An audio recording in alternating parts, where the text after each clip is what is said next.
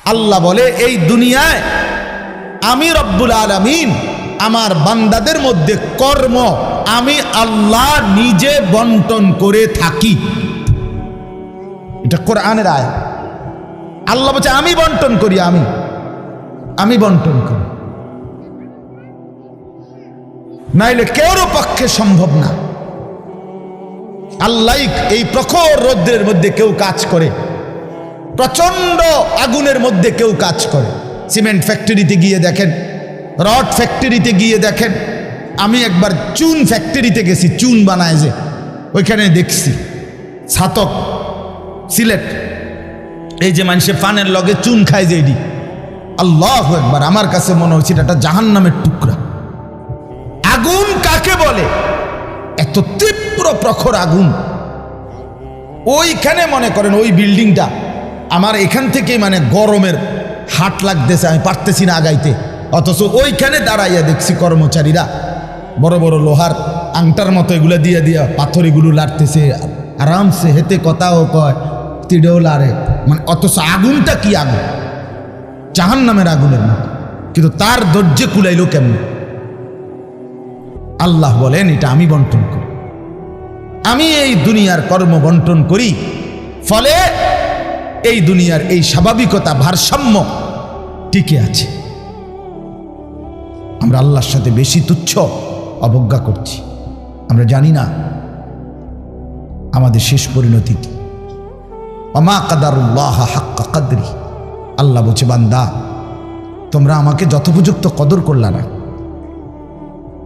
আসসামাওয়াতু মাতবিয়াতুম বিয়ামিনি, আল্লাহ বলে জানো বান্দা আমি সেই আল্লাহ যে চাইলে এক সেকেন্ডে এই 7 আসমান একটা পলকের মধ্যে মিনিটের ভিতরে গুটাইয়া আমি আমার কুদরতি হাতে নিয়ে আসতে পারি। তুমি কোন নেতার উপরে ভরসা করে অহংকারী করছো? কিসের উপর? তোমার এই বিল্ডিং না, তোমার এই টাইলস, তোমার এই 5 তারার ফাইলিং, তোমার এই ইঞ্জিনিয়ারের নিশ্চয়তা, আপনার এই সয়েল টেস্ট রিপোর্ট, এটার উপরে ভরসা করে আপনি অহংকার করছেন না? স্বামী বিদেশ, এ কারণে মা বোন বাজারে ঘুরছেন না? বাপ তোমাদের ছেলেরা, তোমাদের বাবা কিছু টাকা রোজগার করছে, এই কারণে জিন্দিগি এভাবে ফেলে দিলা। এক ওয়াক্ত নামাজ পড়তে মন চায় না, তাহলে আল্লাহ লাগবে না বন্ধু? না মালিক লাগবে না? সোজা কথা, অনুভূতি জাগা দরকার দোস্ত, বিবেক জাগা দরকার। বলেন সারা দিনে মোবাইল টিপে জিন্দিগির কি অর্জন হচ্ছে? জীবনটা আমাদেরকে কি পরিমাণ হায়াতের সময় আমাদের নিচ্ছে। আহা যুবক, যদি বুঝতেই হবে বাপ, ও চিরেই বুঝবেন, ও চিরেই বুঝবেন। এই প্রযুক্তি আগে ছিল না, আগামী দিনে থাকবে না। ফেসবুক থাকবে না, ইউটিউব থাকবে, যেহেতু আগে ছিল না, সামনেও থাকবে না। কত প্রযুক্তি তো নাই। ফিতাওয়ালা সেই ক্যাসেট এখন নাই। তখন কি ফিতাওয়ালা ক্যাসেটওয়ালারা ভবিষ্যৎবাণী করছিল যে এটা আর থাকবে না? পাতলা পাতলা যে সিডি, এগুলো তো এখন নাই। তখন কি ওই সিডিওয়ালারা ভবিষ্যৎবাণী করছিল যে এগুলো থাকবে না? এটাও থাকবে। ওয়াখলুকুকুম মা লা তা'লামুন, কোরআনুল কারীমে আছে আল্লাহ তাআলা বলেন ওয়াল খাইলা ওয়াল বিগালা ওয়াল হামিরা লিতারকাবুহা ওয়া জিনা, আমি আল্লাহ তাআলা গাধা, ঘোড়া, খচ্চর তোমাদের যানবাহনের জন্য দিয়েছি। মজার কথা হলো এরপরে আল্লাহ বলছে এরপরে আমি অচিরেই সামনে আরো অনেক কিছু বানাবো, সৃষ্টি করতে থাকবো যা তোমরা জানো না। মুফাসসিরিনে কেরাম বলে এই কথাটাই প্রমাণ করে কোরআনের যে পৃথিবীর কোনো আধুনিকতাই এখানে শেষ হবে না, এর চাইতে আবার আগে বাড়বে, আরো সামনে হবে। বুঝেন নাই কথাটা? আধুনিকতা এখানে শেষ, এখানে এখানে শেষ, বরঞ্চ ইসরাফিলের ফু পর্যন্ত উৎকর্ষ আধুনিকতা বাড়বে। আরো আসবে, আরো আসবে, আরো আসবে। আর কি হইতে পারে আপনি দেখবেন। আমার তো মনে আছে প্রথম যেদিন আমারে প্রথম 2-4 বার শুনাইছিল যে মোবাইলের মধ্যে ছবি দেখা যায় বিদেশ থেকে কথা কইলে, যিনি কথা কইতেছে, আমি হাসি দিয়ে উড়ে দূর বেটা, বেউকুফ বেটা, কি কস না কস। কিন্তু পরে দেখলাম এটা একটা ডাইলবাদ। এখন তো এটা কোলের বাচ্চাও বোঝে তার আব্বুর ছবি দেখা যাইতেছে বিদেশ থেকে, ঠিক কি না বলে? এটা কি কেউ ভাবছিল তখন? ওয়ায়াখলুকুকুম, আল্লাহ তাআলা বলেন তাদের জন্য সৃষ্টি করব, ও চিরেই করতে থাকবো। মোজারের সিগা, যেটা ইস্তেমরার বুঝায়, ধারাবাহিকতা বুঝায়। মা লা তা'লামুন, যা তোমরা জানো না আমি তৈরি করব। ওয়াল্লাহু ইয়ালামু ওয়া আনতুম লা তা'লামুন, আল্লাহ বলে আমি জানি তোমরা জানো না। তোমরা জানো মানুষের কোনো আবিষ্কার, এটা মানুষের সত্তাগত আবিষ্কার নয়, বরং আল্লাহর ফয়সালা। এই জন্য আল্লাহ তাআলা যাকে দিয়ে যা করাবেন দুনিয়ায় তা আল্লাহই করাচ্ছেন। কসম খোদার, এটাই সত্য। এই বন্ধু বিশ্বাস করো, এটাই সত্য। এজন্য যে ট্রাক বানাইতে পারছে সে মোবাইল বানাইতে পারবে না। বলে তুমি এত বড় ট্রাকের মতো একটা এত বড় যন্ত্র মেশিন বানাইছো, একটা গাড়ি বানাইতে পারলে তো এই ছোট্ট মোবাইলটা তুমি বানাইতে পারতা না? সে পারবে না। আল্লাহ তাআলার কুদরত এটা। কোরআনে আল্লাহ বলছেন নাহনু কাসামনা বাইনাহুম মাঈশাতাহুম ফিল হায়াতিদ দুনিয়া।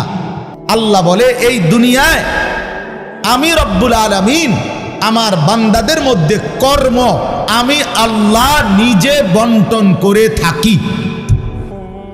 এটা কোরআনের আয়াত। আল্লাহ বলছে আমি বন্টন করি, আমি বন্টন করি, নাইলে কেউর পক্ষে সম্ভব না। আল্লাহ এই প্রখর রৌদ্রের মধ্যে কেউ কাজ করে, প্রচন্ড আগুনের মধ্যে কেউ কাজ করে। সিমেন্ট ফ্যাক্টরিতে গিয়ে দেখেন, রড ফ্যাক্টরিতে গিয়ে দেখেন। আমি একবার চুন ফ্যাক্টরিতে গেছি, চুন বানায় যে, ওইখানে দেখছি ছাতক সিলেট, এই যে মানুষে পানের লগে চুন খায় যে, এটি আল্লাহু আকবার, আমার কাছে মনে হচ্ছে এটা জাহান্নামের টুকরা। আগুন কাকে বলে? এত তীব্র প্রখর আগুন। ওইখানে মনে করেন ওই বিল্ডিংটা আমার এখান থেকে মানে গরমের হাট লাগতেছে, আমি পারতেছি না আগাইতে। অথচ ওইখানে দাঁড়াইয়া দেখছি কর্মচারীরা বড় বড় লোহার আংটার মতো এগুলো দিয়ে দিয়া পাথর এগুলো লাড়তেছে আরামসে, হেতে কথাও কয়, তিড়েও লাড়ে, মানে অথচ আগুনটা কি আগুন, জাহান্নামের আগুনের মতো। কিন্তু তার ধৈর্যে কুলাইলো কেমন? আল্লাহ বলেন এটা আমি বন্টন করি, আমি এই দুনিয়ার কর্ম বন্টন করি। ফলে এই দুনিয়ার এই স্বাভাবিকতা, ভারসাম্য টিকে আছে। ওয়াজআলুকুম খুলাফা আল আরদ। বন্ধু আল্লাহ বলছেন আমি আল্লাহ আমার জমিনের মধ্যে তোমাদেরকে আমার প্রতিনিধি হিসাবে বসবাসের ব্যবস্থা করছি, এটা আমি করছি।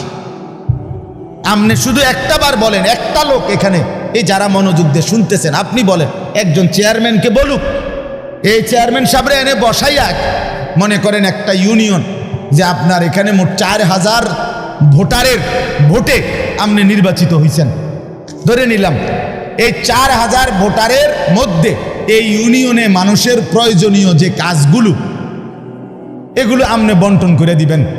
আপনি যেহেতু জনপ্রতিনিধি, আপনি ভাগ করে দিবেন। রিক্সা চালাইব কয়জন, অটো চালাবে কয়জন, জুতা সেলাই করব কয়জন, চুল কাটবে কয়জন, তরি তরকারি করবে কয়জন, টয়লেট বাথরুম সাফ করবে কেটা কেটা, এটি আপনি লিখে দিবেন।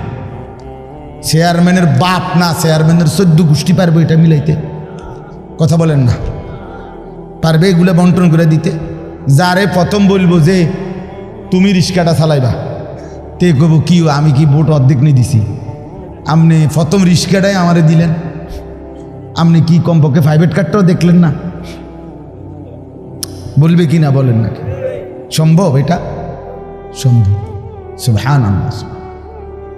নাহনু কাসামনা বাইনাহুম মাঈশাতাহুম ফিল হায়াতিদ দুনিয়া। রব্বুল আলামিন বলেন দুনিয়ার হায়াতে আমার প্রতিটা বান্দার কর্মের বন্টন আমি করে থাকি। ওয়া রাফা'না বা'দাহুম ফাওকা বা'দিন। এরপরে আজীব কথা আল্লাহ বলেন, আমি রব্বুল আলামিন আমার বান্দাদের মধ্যে এই দুনিয়ায় একদল আরেক দল, একজন আরেকজনের উপরে মর্যাদাবান করে থাকি। ফলে লিয়াত্তাখিযা বা'দুহুম বা'দান সুখরিয়া, ফলে আমার বান্দারা একে অপর থেকে নিজেদের প্রয়োজনীয় কাজগুলো আদায় করতে পারে। সুবহানাল্লাহ। আল্লাহ বলেন, আমি মাথায় ঢুকাইছি, তুই রিক্সা চালা, এই প্যাসেঞ্জার তোর সিটের উপরে বসে, সে বসে থাকবে, তুই চালাবি। আল্লাহ বলেন, এটা এই যে একজন, দুইজনই মানুষ, এটাও মানুষ ওইটাও মানুষ।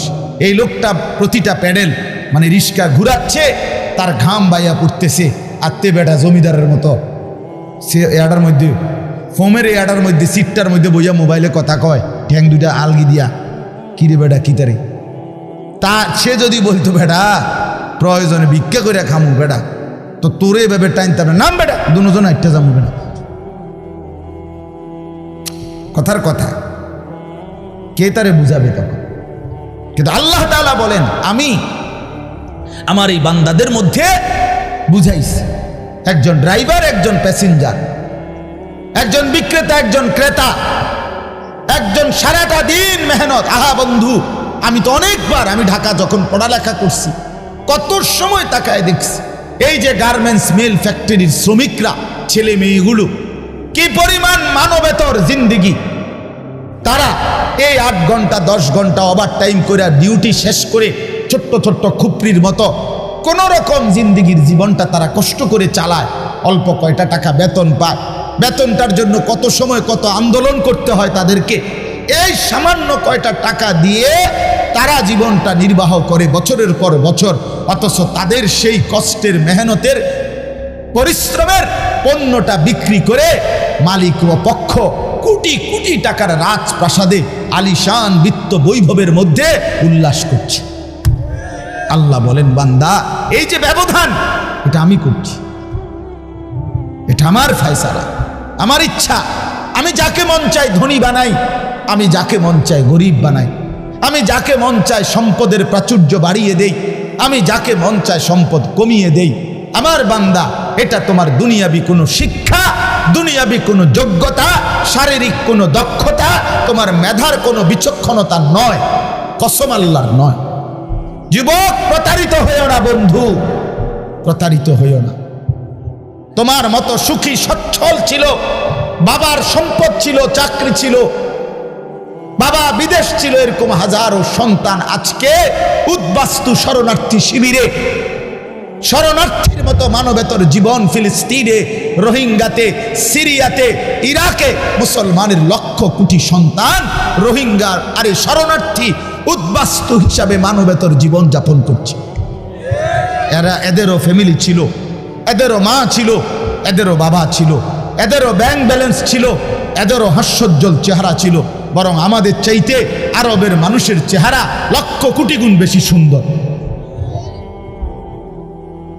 বন্ধু আমার, কি রঙে, আমার কথা শেষ, আমি বেশি আর বাড়াবো না। কি পাইয়া আজকে আমাদের সন্তানদের হালাত আমি বুঝি না। আরে বন্ধু, কি গুপ্তধন পাইয়া গেলা, কোন জমিদারি পাইয়া গেলা, যে জমিদারির কারণে আল্লাহকে এভাবে ভুলে গেলা? কারণটা কি? মুসলমানের বাবারা এভাবে ভুলে গেলেন কেন? মুসলমানের মারা এভাবে বেপর্দায় নামে গেলেন কেন? মুসলমানের বোনেরা এইভাবে অসভ্যতায় নেমে গেল কেন? হায়া কোথায়, লজ্জা কোথায়, শরম কোথায়? আল্লাহকে এভাবে ভুলে গেলেন কেন? যে ঘরে বাপ মা জীবিত, অথচ ক্ষুধার 365 দিনে, একটা বছরে, একটা 16 বছরের 18 বছরের ছেলে মেয়ে, আহা, আপন মা বাপ জীবিত থাকতে কোনো দিন একটা বছরে ফজরের নামাজ পড়ল না। এত বড় জানোয়ার মুসলমানের ঘরে ঘুমায় কেন? বলে এত বড় অসভ্য এক মুসলমান বাবা মা এই সময় এত বড় নাফরমান নিয়ে এই ঘরে জীবন চলছে কেমন? কারণটা কি? আল্লাহকে এভাবে ছেড়ে দিলেন কেন? আখেরাত এভাবে ভুলে গেলেন কেন? কি ব্যাপারটা কি? হ্যাঁ, এই পৃথিবীর চারদিকে চতুর্দিকে যদি মুসলমান মজলুম হয়, নির্যাতিত হয়, তা আমরা কি মাটির মধ্যে না, নাকি আমরা চাঁদের দেশে? আমরা মাটিতে থাকি না উপরে থাকি? তো তো এই জন্য যুবক ভাই, নষ্ট হইও না বাপ, নষ্ট হইও না।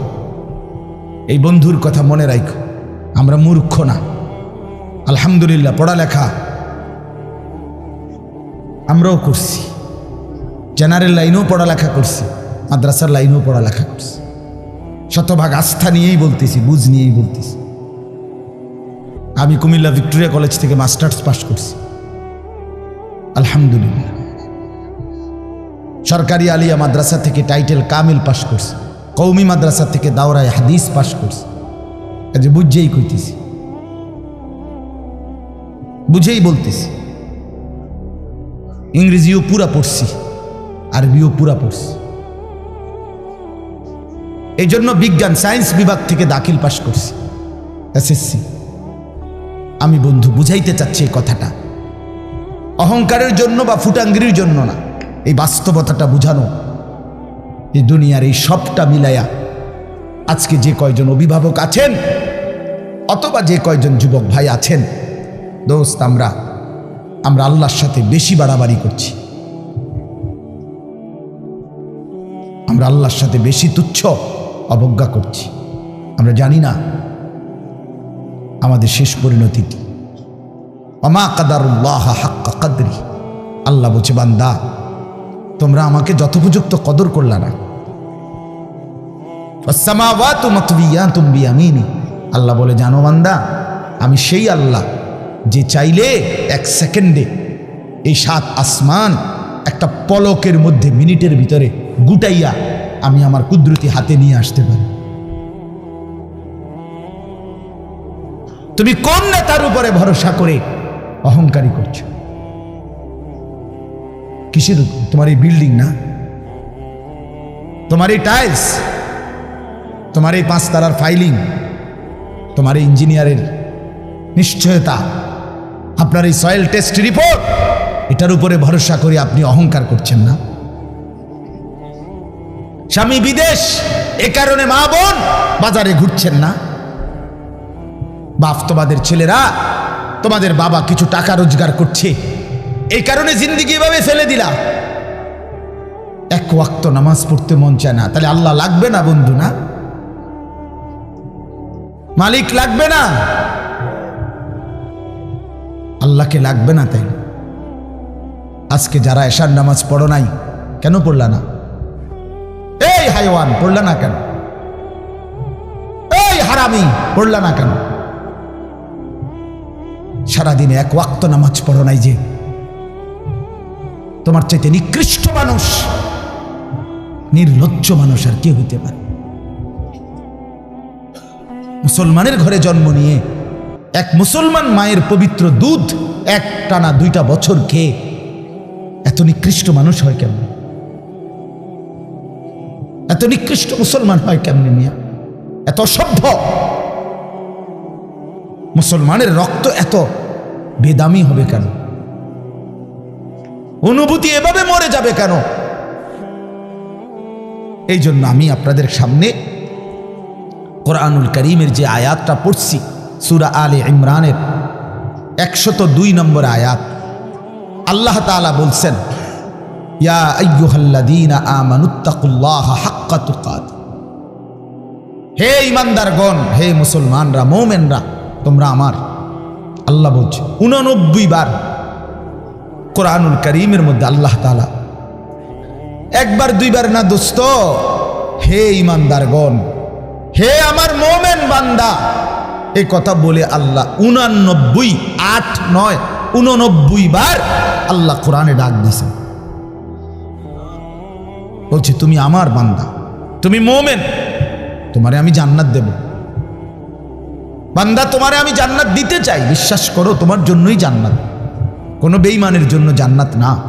ঈমানবিহীন কেউ জান্নাতে যাবে না। পৃথিবীর সমস্ত ভালো কাজ যদি কোনো বেঈমান করে তবুও সে জান্নাতি হবে। গোটা পৃথিবীটাও যদি কেউ মালিক হইয়া দান করে দেয়, এত বড় মহানুভব, কিন্তু সে বেঈমান, ইমান হীরা হারা, কালেমা হারা, সে কশ্চিন কালেও পরকালীন মুক্তি পাবে না। ইমান এইসা সম্পদ, ইমান এতনা দামি জিনিস, এতটা দামি সম্পদ। ইমান বিহীন গোটা পৃথিবীর কিছুরই কোনো মূল্য নেই। তো আল্লাহ বলে সেই ইমান আমি তোমাকে দিয়েছি বান্দা, আমি গ্রহণ করছি। ইয়া আইয়ুহাল্লাযীনা আমানু, হে ঈমানদারগণ। তার মানে তোমার এটা ফরমটা আমি নিছি, তোমার ঈমানদার হিসাবে গ্রহণ করছি, তোমারে মুসলমান বলে নিলাম আমি। এই জন্যই তো ডাক দিলাম, আমার বান্দা ডাক তো তোমাকে দিলাম। হযরত হাসান বসরি রাহমাতুল্লাহি আলাইহি বিশ্ববিখ্যাত তাবেঈ ছিলেন, আলেম ছিলেন, শ্রেষ্ঠ বুজুর্গ ছিলেন হাসান বসরি রাহমাতুল্লাহ। আমরা তাফসিরে পড়ছি, উনি বলতেন যখনই কোরআনের এই আয়াত ইয়া আইয়ুহাল্লাযীনা আমানু এটা শুনবে, তো প্রত্যেকটা মুমিনের উচিত সে কান খাড়া করে সাথে সাথে নড়ে চড়ে বসা, আর হৃদয়ের মধ্যে কথা আনা, আমার মুনিব আমাকে ডাকছেন, এখন হয়তো আমাকে কিছু করতে বলবেন অথবা কিছু নিষেধ ছাড়তে বলবেন, আর আমার উচিত মুনিবের ডাকেই সাড়া দেওয়া। তো আল্লাহ তাআলাও এখানে বলছেন ইয়া আইয়ুহাল্লাযীনা আমানু, হে ঈমানদারগণ, ইত্তাকুল্লাহা হাক্কা তুকাতি, তুমি পূর্ণ হক আদায় করে সামর্থ্যের সবটা দিয়ে, নিজ যোগ্যতার সবটুকু দিয়ে, নিজ সামর্থ্যের সবটা দিয়ে হক আদায় করে তুমি আল্লাহকে ভয় করো, তাকওয়া অর্জন করো। আখিরাত খামখেয়ালি করো না, আল্লাহর হুকুম মানাটাকে খামখেয়ালি করো না, নয়সই মনে করো না, জোরাতালি মনে করো না। হাক্কা তুকাতি, একেবারে হক আদায় করে আল্লাহকে ভয় করো। এই কথাটা যে আল্লাহ কোরআনে বন্ধু কতবার বলছে, বারবার বারবার বারবার।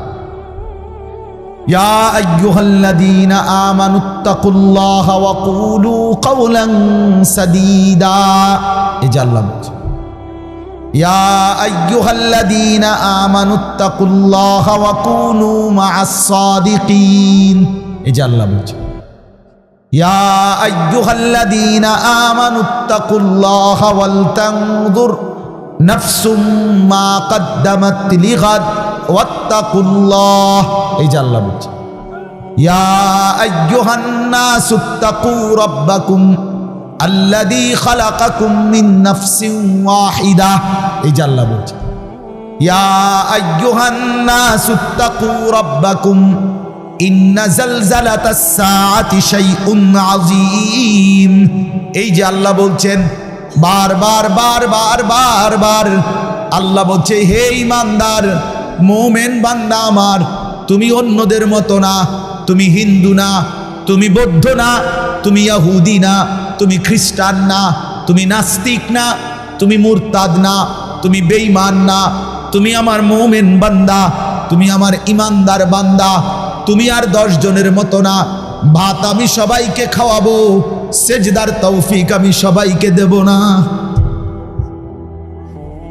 বউ বাচ্চা, স্ত্রী সন্তান, সংসার, বাড়ি গাড়ি, ক্ষমতা, এটা তো আমি আল্লাহ বেঈমানকেও দিচ্ছি, বেশি দিচ্ছি।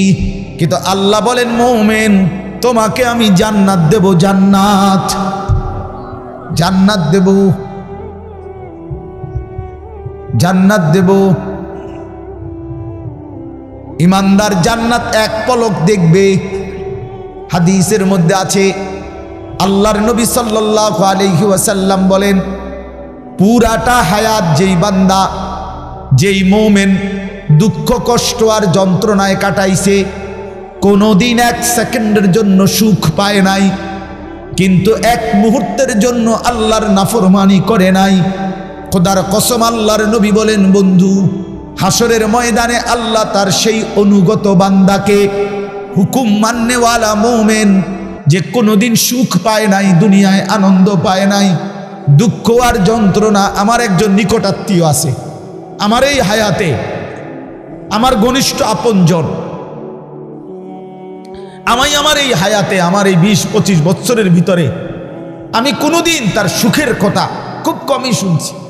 যখনই শুনছি উনি বিপদেই আছে, কোনো না বড় সড়ো মুসিবতে, একটার পর একটা তার বিপদ লেগেই আছে। বিপদ যেন তারে ছাড়ে না, মুসিবত যেন তার। আমি তার জন্য নিজে উমরা করছি, কত সময় কত দোয়া আমার সেই আপনজনের জন্য আমি করি, কিন্তু আমার কাছে মনে হয় আমার মালিকের ফয়সালা এটা যে মুসিবত তাকে ছাড়ে না, বিপদ তাকে ছাড়ে না। আল্লাহর নবী সাল্লাল্লাহু আলাইহি ওয়াসাল্লাম বলেন, এই প্রচন্ড মুসিবতের ভিতরেও আমার হুকুমটা মেনে যে আখিরাতে গেল, আল্লাহ তাআলা ফেরেশতাকে বলবে আমার এই বান্দাকে জান্নাতের চারদিকটা একবার ঘুরাইয়া জান্নাতের দরজা বরাবর একটু দাঁড় করাইয়া আবার নিয়ে আসো। কসম আল্লাহর, এটা হাদিস। ওই জীবনভর দুঃখ কষ্টে আল্লাহর হুকুম মেনে গেছে সেই লোকটাকে চারদিকে ঘুরাইয়া জান্নাতের দরজার কাছে 1 মিনিটের জন্য ফেরেশতা দাঁড় করাবে। জান্নাতের একটা মিষ্টি বাতাস 1 সেকেন্ডের জন্য তার কলিজাটার মধ্যে এসে লাগবে ভিতর থেকে। এইবার লোকটাকে আল্লাহ রসুল বলেন, আল্লাহর সামনে যখন আনা হবে, আল্লাহ তাআলা জিজ্ঞেস করবে, আমার বান্দা জীবনটা বুঝি দুঃখ আর কষ্টেই কাটাইছো না?